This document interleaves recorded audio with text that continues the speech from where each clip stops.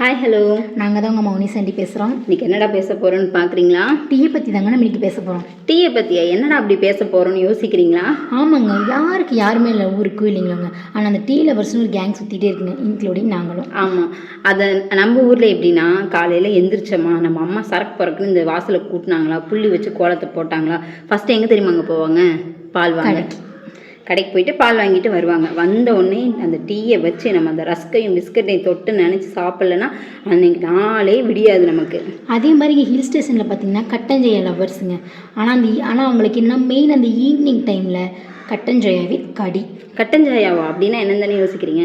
நம்ம ஊரில் சொல்லுவோம்ல வர காப்பி வரட்டி, அதுதான் இங்கே கட்டஞ்சாயான்னு சொல்லுவாங்க. அடிக்கடி குடிச்சுக்கிட்டும் இருப்பாங்க. கடினாலும் இப்போ நீங்கள் என்னென்ன யோசிச்சுட்டு இருப்பீங்க? கடினா நம்ம கடிச்சு வைக்கிறது இல்லைங்க.